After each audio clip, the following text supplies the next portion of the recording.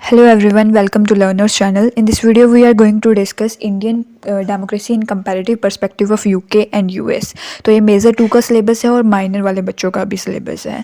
तो सबसे पहले हम बात करते हैं इंडिया और यूके की। ठीक है, सबसे पहले क्या बात करते हैं हम, इंडिया और यूके जो हैं ये पार्लियामेंट्री डेमोक्रेसी हैं। क्या है? Parliamentary democracy. यूके यानी ब्रिटेन। ठीक है, तो यहाँ पे क्या है, डेमोक्रेटिक फॉर्म ऑफ गवर्नमेंट है और रिप्रेजेंटेशन किसकी होती है? पार्लियामेंट में क्या होता है, जो पार्टी जो है वो अपने आप को रिप्रेजेंट कर रही है मेजॉरिटी में, वही क्या करती है, गवर्नमेंट फॉर्म करती है। ये हम सबको पता है। ठीक है, जो पार्टी अपने आप को मेजॉरिटी में रिप्रेजेंट कर रही होती है वही पार्टी जो है वो गवर्नमेंट फॉर्म करती है। अब फर्स्ट पॉइंट है nature of the constitution. Constitution का नेचर क्या है? इंडिया जो है इसका कॉम्प्रिहेंसिव, डिटेल और लेंथीएस्ट रिटन कॉन्स्टिट्यूशन है वर्ल्ड में। ठीक है, इंडिया का क्या है, कॉम्प्रिहेंसिव, डिटेल्ड और रिटन लेंथीएस्ट कॉन्स्टिट्यूशन है वर्ल्ड में। और इसके कितने आर्टिकल्स हैं? 467 आर्टिकल्स और 22 पार्ट्स। 467 आर्टिकल्स और 22 पार्ट्स। आर्टिकल 21 जो है वो क्या बताता है? Right to life and personal liberty, यानी जीवन का राइट और साथ में पर्सनल लिबर्टी, अपने इंडिविजुअल जो है फ्रीडम। ठीक है, और यूके जो है ब्रिटेन, वहीं उल्टा है इसका ऑपोजिट, वहाँ पे अनरिटन कॉन्स्टिट्यूशन है। और वहाँ पे कैसे फॉर्म हुआ? ये कन्वेंशन से। कन्वेंशन यानी मीटिंग से। उनकी जो गवर्नमेंट है वो कैसे फॉर्म होती है? कन्वेंशन मीटिंग से। ठीक है, उनका जो सिस्टम है पार्लियामेंट्री फॉर्म, ये कन्वेंशन मीटिंग से फॉर्म हुआ है। और वहाँ पे क्या हुआ था? Magma cart. माग्मा कार्ट यानी यू कैन से, वहाँ पे क्या था, एक किंग थे 1215 में, वहाँ पे लॉज को मानने का पूरा यू कैन से फाउंडेशन हो गए। 1215 में माग्मा कार्ट के थ्रू वहाँ पे क्या हुआ, फाउंडेशन प्रिंसिपल हो गया, लॉज जो हैं वो चलेंगे। बट उन्होंने कोई भी रिटन कॉन्स्टिट्यूशन नहीं रखा अपना। नेक्स्ट पॉइंट डिफरेंस का क्या आ गया? फेडरल और यूनिटरी फॉर्म ऑफ गवर्नमेंट। हमारा इंडिया जो है वो फेडरल फॉर्म ऑफ गवर्नमेंट जो है वो कंटेन करता है, और जो ब्रिटेन है वो यूनिटरी फॉर्म यानी एक जैसी गवर्नमेंट। फेडरल में क्या होगा? पावर शेयर होंगी। इंडिया की पावर जो है वो किस में शेयर होती है? सेंट्रल और स्टेट गवर्नमेंट में। और जो आर्टिकल 245 है वो बताता है लेजिस्लेटिव पावर्स का डिस्ट्रीब्यूशन। किसका डिस्ट्रीब्यूशन? लेजिस्लेटिव पावर्स का। और जो 246 है वो बताता है लॉ, पार्लियामेंट के बारे में, स्टेट लेजिस्लेचर के बारे में। ठीक है, 245 डिस्ट्रीब्यूशन बताता है पावर्स का, और आर्टिकल 246 क्या बताता है? मैटर लॉ का, पार्लियामेंट और स्टेट लेजिस्लेचर का। ओके, नेक्स्ट पॉइंट है हमारा हेड ऑफ द स्टेट। जो इंडिया है वहाँ पे हेड ऑफ द स्टेट कौन होता है? प्रेसिडेंट। और जो यूके है वहाँ पे कौन होता है? ब्रिटिश मोनार्क यानी राजा। ठीक है, वहाँ पे कौन है हेड ऑफ द स्टेट? राजा। और यहाँ पे हमारे president. Head of the government वहाँ पे भी प्राइम मिनिस्टर होता है और यहाँ पे भी प्राइम मिनिस्टर होता है। ठीक है, और जो प्राइम मिनिस्टर है यूके में क्या होता है? प्राइम मिनिस्टर होता है, बट वो लोअर हाउस से ही होगा। लोअर हाउस, वहाँ पे 2 हाउस थे ना, हाउस ऑफ लॉर्ड्स और House of Commons. House of Lords कौन सा है? राजाओं का। और हाउस ऑफ कॉमन जो कॉमन बंदे हैं। तो वहाँ पे लोअर हाउस का पर्सन ही क्या बनेगा? प्राइम मिनिस्टर बनेगा। बट हमारे इंडिया में ऐसा नहीं है। लोकसभा का भी बंदा प्राइम मिनिस्टर बन सकता है और राज्यसभा का भी बंदा प्राइम मिनिस्टर बन सकता है। तो ये नेक्स्ट पॉइंट आ गया। अब आगे क्या है? कैबिनेट। कैबिनेट में क्या है? वहाँ यूके में शैडो कैबिनेट बनाई जाती है। शैडो कैबिनेट बनाते हैं हमारी उनकी ओपोजिशन पार्टी। ठीक है, मेजर ओपोजिशन जो है वो क्या करती है? शैडो कैबिनेट बनाती है गवर्नमेंट की गलतियाँ निकालने के लिए, ताकि वो अपने आप में इम्प्रूवमेंट करे। बट इंडिया में शैडो सिस्टम नहीं है। इंडिया में क्या है, वही ओपोजिशन पार्टी जो है वो गलतियाँ निकालती है, बट शैडो सिस्टम नहीं है। यूके में क्या है? शैडो कैबिनेट है, और मेजर ओपोजिशन वाले जो हैं वो उसको क्या करते हैं? सपोर्ट करते हैं। शैडो कैबिनेट में मेजर ओपोजिशन वाले पर्सन होते हैं। ठीक है, और नेक्स्ट पॉइंट है पार्लियामेंट। नेक्स्ट पॉइंट है पार्लियामेंट। इंडिया की जो सुप्रीमेसी है वो पार्लियामेंट की नहीं है। इंडिया में सुप्रीमेसी है कॉन्स्टिट्यूशन की। जो कॉन्स्टिट्यूशन बोलेगा वही होगा। तो पार्लियामेंट की पावर जो है वो लिमिटेड है। कहाँ पे? इंडिया में। बट एज कंपेयर अगर हम यूके में करें तो पार्लियामेंट जो है वो सॉवरेनिटी है। पार्लियामेंट का सबसे ज़्यादा वो है, यू कैन से, पावर है और सुप्रीम पावर है। और यही parliament sovereignty he principle of UK constitution. मतलब पार्लियामेंट को कोई कुछ नहीं बोल सकता। ठीक है, उसकी अपनी फ्रीडम है। सुप्रीम प्रिंसिपल है यूके कॉन्स्टिट्यूशन का। उसके बाद आता है बाइकैमरल लेजिस्लेचर। इंडिया जो है यहाँ पे भी बाइकैमरल लेजिस्लेचर है, राज्यसभा और लोकसभा। और यूके में भी बाइकैमरल लेजिस्लेचर है, बट वहाँ पे क्या है? हाउस ऑफ लॉर्ड और House of common. House of Lord यानी राजाओं का, और हाउस ऑफ कॉमन क्या? जो यू कैन से प्रजा के लोग हैं। ठीक है, उसके बाद क्या आता है? Separation of power. इंडिया में सेपरेशन, पावर की सेपरेशन होती है। आर्टिकल 50 जो है वो क्या बताता है कि जुडिशरी जो है वो सेपरेट होगी किससे? एग्जीक्यूटिव से। जो लॉज बनाते हैं, एग्जीक्यूट करते हैं, उससे जुडिशरी जो है वो क्या होगी? सेपरेट होगी। ठीक है, और आर्टिकल 13 क्या करता है? जुडिशरी रिव्यू को यू कैन से इम्पावर करता है कि जुडिशियल रिव्यू होना चाहिए जो लॉज फंडामेंटल राइट्स को वायलेट कर रहे हैं। ठीक है, फंडामेंटल राइट्स को वायलेट कर रहे हैं, तो इसी की वजह से क्या होगा कि जुडिशरी रिव्यू भी होना चाहिए। तो सेपरेशन ऑफ पावर हो रही है किसके, आर्टिकल 50 के अंदर, और आर्टिकल 13 में जुडिशरी रिव्यू को क्या किया जा रहा है, प्रमोट किया जा रहा है। उसके बाद हमारा आता है अमेंडमेंट प्रोसीजर। अमेंडमेंट यानी कॉन्स्टिट्यूशन में क्या क्या बदलाव किया जा सकता है। इंडिया का जो कॉन्स्टिट्यूशन है वो रिजिड भी है और फ्लेक्सिबल भी है, दोनों कैपेबिलिटीज़ है इसमें। आर्टिकल 368 जो है वो डील करता है हमारा अमेंडमेंट प्रोसीजर्स के साथ। आर्टिकल 368 डील करता है अमेंडमेंट प्रोसीजर्स के साथ। यूके जो है वो क्या है, उसका कॉन्स्टिट्यूशन फ्लेक्सिबल है, ठीक है। वहाँ पे अमेंडमेंट जो है वो सिंपल मेजोरिटी से हो सकती है। तो यूके का कॉन्स्टिट्यूशन इतना रिजिड नहीं है अमेंडमेंट करने में, बट इंडिया का कॉन्स्टिट्यूशन अगर हम कंपेयर करें that is rigid and flexible. Both you can से characters are present, both features are present in Indian constitution. Next one is fundamental rights, ठीक है। इंडिया का कॉन्स्टिट्यूशन जो है वो फंडामेंटल राइट्स जो है सिटीजन्स को ग्रांट करता है, बट यूके का कोई डॉक्यूमेंट ही नहीं है, सिंगल पेज ऑफ डॉक्यूमेंट भी नहीं है, तो वो क्या करेंगे, वो कहाँ से फंडामेंटल राइट्स देंगे, ठीक है। तो फंडामेंटल राइट्स नहीं है वहाँ पे। उसके बाद आता है directive principle of state policy, ये सेंटर और स्टेट को गाइड करता है। तो इंडिया का पार्ट 4 जो है कॉन्स्टिट्यूशन का वो किसके साथ डील करता है, DPSP के साथ, directive principle of state policy के साथ। और पार्ट 4 का ए पार्ट जो है वो किसके साथ डील करता है, हमारा फंडामेंटल ड्यूटीज़ के साथ। और यूके में कोई भी directive principle of state policy नहीं है, फंडामेंटल ड्यूटीज़ नहीं है, ठीक है। उसके बाद नेक्स्ट जो है वो क्या आता है, सिटीजनशिप। इंडिया जो है, इंडिया में सिंगल सिटीजनशिप है।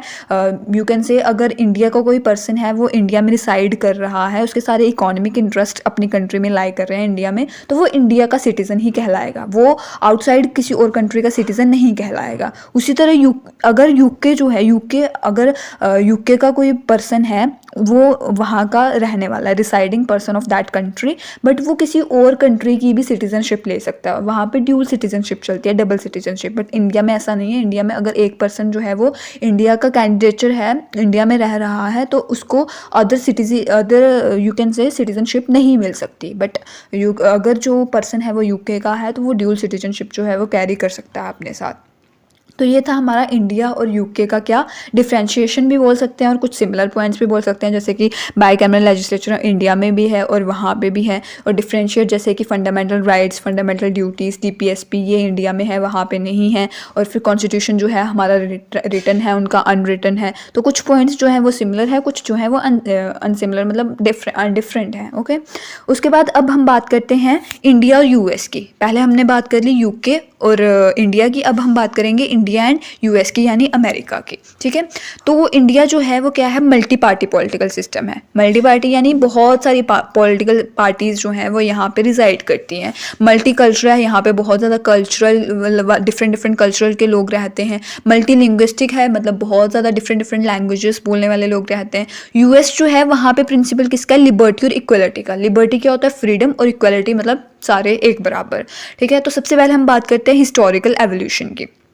हिस्टोरिकल एवोल्यूशन में क्या आएगा, इंडिया में मौर्यन और गुप्ता एम्पायर्स थे, ठीक है। इंडिया में क्या था, मौर्यन और गुप्ता एम्पायर्स थे। और 1947 में डेमोक्रेटिक सिस्टम अडॉप्ट किया इंडिया ने। मौर्यन और गुप्ता एम्पायर्स थे, उन्होंने भी कुछ एडमिनिस्ट्रेशन जो था वो अपना चलाया था। जैसे कि मौर्य में क्या आएगा, चंद्रगुप्त मौर्य, अशोका जो राजा थे। तो उसी तरह जो इन्होंने भी कुछ ना कुछ एडमिनिस्ट्रेशन अपना चलाया था, वो कुछ अपनी छाप छोड़ के चले गए थे। तो 1947 में इंडिया ने डेमोक्रेटिक सिस्टम जो था वो अडॉप्ट किया। और USA ने लेट 18th सेंचुरी में, ठीक है, USA ने हमसे पहले किया है, लेट 18th सेंचुरी में इन्होंने क्या किया, फेडरल रिपब्लिक की इस्टेब्लिशमेंट की, ठीक है। फेडरल रिपब्लिक वही मतलब पावर जो है वो थोड़ी शेयर होंगी, रिपब्लिक कंट्री जो है वो बनेगी, ठीक है। तो इनके प्रिंसिपल क्या थे, लिबर्टी, फ्रीडम, इक्वलिटी, सभी एक बराबर, और रिप्रेजेंटेटिव गवर्नेंस, मतलब गवर्नमेंट जो है वो अपने आप को रिप्रेजेंट कर रही है। So that these were the points of किसके, USA कॉन्स्टिट्यूशन के। अब बात करते हैं कॉन्स्टिट्यूशनल फ्रेमवर्क की। तो हमारा जो कॉन्स्टिट्यूशनल फ्रेमवर्क है उसकी इंस्पिरेशन कहाँ से आई है, गवर्नमेंट ऑफ इंडिया एक्ट 1935 से। कहाँ से आई है, गवर्नमेंट ऑफ इंडिया एक्ट 1935 से। और हमारा सिस्टम ऑफ गवर्नेंस कैसा है, फेडरल, यानी हमारी सेंट्रल और स्टेट पावर जो है वो शेयर होती हैं। जो सेंट्रल, हम फेडरल भी नहीं कह सकते पूरा, क्योंकि क्वाजी फेडरल है। क्वाजी फेडरल क्या होता है, जब पावर जो है सेंटर के पास भी है, स्टेट के पास भी है, पर कुछ जो पावर है वो सेंटर के पास ही रहती है। कुछ हिस्सों में जब स्टेट जो है वो अपना तर्क नहीं दे सकती तो सेंटर जो है वो डिसीजन सुनाती है। तो सेंटर के पास कहीं ना कहीं कुछ हद तक ज़्यादा पावर है, तो क्वाजी फेडरल हम उसको बोलेंगे। उसके बाद फंडामेंटल राइट्स की बात करते हैं। हमारे फंडामेंटल राइट्स हैं जैसे कि सोशल जस्टिस, हमें सोसाइटी में पूरा इक्वल जस्टिस मिलेगा, इक्वलिटी, इंडिविजुअल लिबर्टी, तो ये हमारे क्या हैं कुछ फंडामेंटल राइट्स हैं। अब हम बात करते हैं यूएसए की। यूएसए का जो कॉन्स्टिट्यूशन था वो 1788 में ऑफिशियली वैलिड किया गया था, मतलब हमसे बहुत ज़्यादा पहले 1947 में हमारा हुआ था और इनका कब हुआ था 1788 में। तो ये ओल्डेस्ट रिटन कॉन्स्टिट्यूशन है। यहाँ पे क्या है, पावर की सेपरेशन है। सेपरेशन कैसे, एग्जीक्यूटिव, लेजिस्लेटिव और जुडिशियल ब्रांचेस, ठीक है, एग्जीक्यूटिव, लेजिस्लेटिव और जुडिशियल ब्रांचेस। और हमारी भी क्या है, एग्जीक्यूटिव, लेजिस्लेटिव और जुडिशियल ब्रांचेस। ये यहाँ पे भी पावर जो है वो क्या है, यू कैन से डिवाइडेड है, और हमारे यहाँ पे भी डिवाइडेड है। तो ये सिमिलर पॉइंट आ गया। उसके बाद आता है next point, parliamentary versus presidential, ठीक है। पार्लियामेंट्री वर्सेस प्रेसिडेंशियल क्या है, इंडिया जो है यहाँ पे क्या है, पार्लियामेंट्री सिस्टम है, क्या है, पार्लियामेंट्री सिस्टम है। और प्रेसिडेंट जो है वो सेरेमनियल हेड ऑफ स्टेट है। सेरेमनियल मतलब वो पर्सन जो सेरेमनीज में जिसको मौका दिया जा, सेरेमनीज में जो पर्सन सबसे आगे होता है। हालांकि प्रेसिडेंट जो है वो आगे बहुत सारे चीज़ों में करते हैं, बट अपॉइंटमेंट जब पीएम की अपॉइंटमेंट आती है, किसी की भी अपॉइंटमेंट आती है, तो कौन करता है अपॉइंट, प्रेसिडेंट, ठीक है। तो प्रेसिडेंट जो है वो क्या बोला गया, इनको सेरेमनियल हेड बोला गया स्टेट का।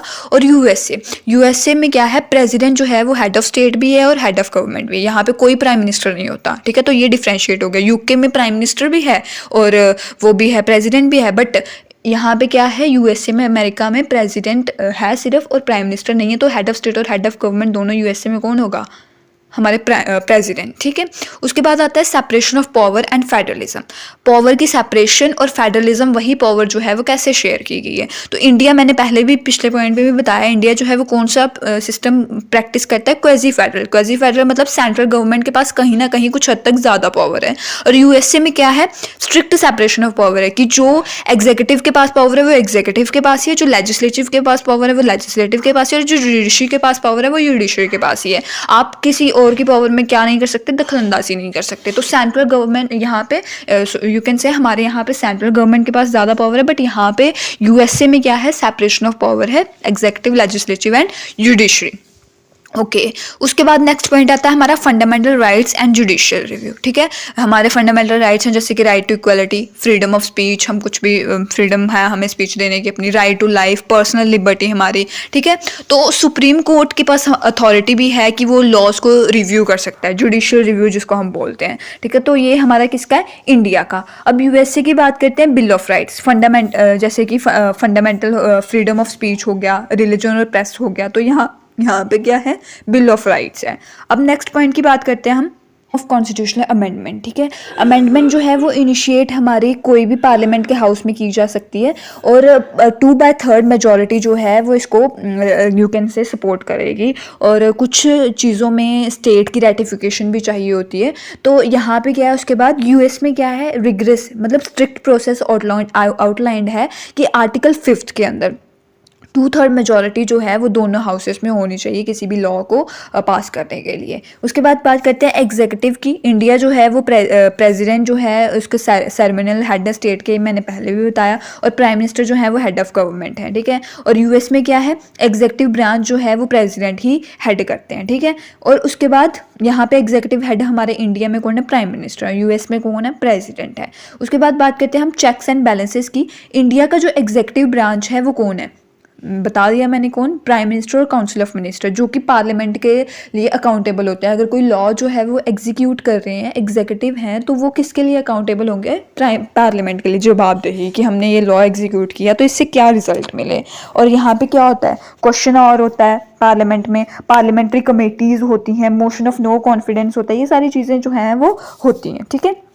उसके बाद ये यूके है, यहाँ पे एग्जीक्यूटिव ब्रांच जो है वो क्या कर सकती है, प्रेसिडेंट को इम्पीच, रिमूव कर सकती है, ठीक है। एग्जीक्यूटिव ब्रांच जो है यूके में क्या कर सकती है, प्रेसिडेंट को हटा सकती है अगर उसकी कोई गलती हो। उसके बाद फॉरेन पॉलिसी का रोल क्या है, इंडिया का जो पीएम है वो इंटरनेशनल फॉर्म्स में रिप्रेजेंट करता है, ठीक है, प्राइम मिनिस्टर, ठीक है। प्राइम मिनिस्टर जो है वो इंटरनेशनल फॉर्म्स में रिप्रेजेंट करता है इंडिया को। और प्रेसिडेंट जो है वो क्या है, हेड ऑफ स्टेट, वही सेरेमनियल डिप्लोमेटिक फंक्शंस के लिए प्रेसिडेंट है, और इंडिया का पीएम जो है वो रिप्रेजेंट करता है इंटरनेशनल फॉर्म्स में।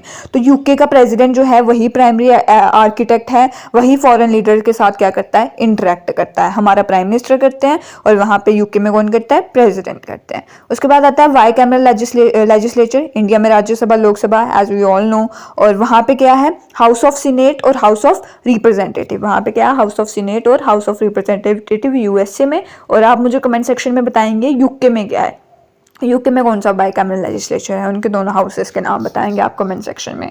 उसके बाद आता है फंक्शंस एंड पावर्स। इंडिया को जो पार्लियामेंट है वहाँ पे 3 लिस्ट जो है वो बताई गई हैं, यूनियन लिस्ट, कंकरेंट लिस्ट और रेजिडरी पावर्स। ठीक है, लॉज को इनेक्ट करने के लिए 3 लिस्ट है, यूनियन लिस्ट, कंकरेंट लिस्ट और रेजिडरी पावर्स। उसके बाद आता है हमारा लॉ मेकिंग प्रोसेस। जो इंडिया है वहाँ पे बिल जो है वो कोई भी हाउस जो है वो दे सकता है, या राज्यसभा या लोकसभा।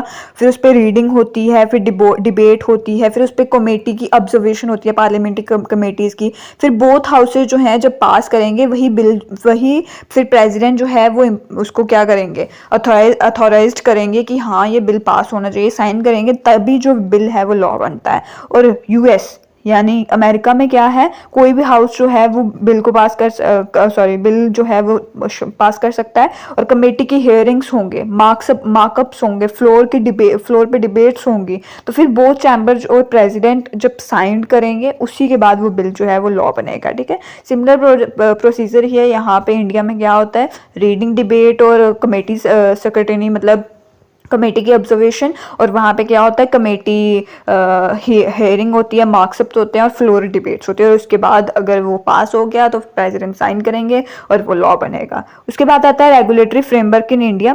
यहाँ पे क्या क्या कौन कौन सी you can say news channel, news जो हैं वो चैनल जो है वो प्रमोट करते हैं। तो सबसे पहले MIB ministry of information and broadcasting. उसके बाद है PCI press council of India. उसके बाद है न्यूज़ ब्रॉडकास्टिंग स्टैंडर्ड अथॉरिटी, है ना। और यूनाइटेड स्टेट में कौन कौन सी है, FCC, ऐसे ना मतलब शॉर्ट फॉर्म में आप कर लोगे वो भी बहुत है। FCC इसका क्या है, फेडरल कम्युनिकेशन सिस्टम। और उसके बाद क्या है, ओवरसीज ब्रॉडकास्टिंग और टेलीकम्युनिकेशंस, ये कुछ नाम है। और इंडिया में कर लेना आप MIB, PCI और NBSA। I hope you understand. UK का हमने बात कर ली, कुछ डिफरेंसेस पढ़े, कुछ सिमिलैरिटीज़ पढ़ी, और उसके बाद यूएसए की कुछ डिफरेंसेस, कुछ सिमिलैरिटीज़ पढ़ी। And I hope you understand. Thank you so much.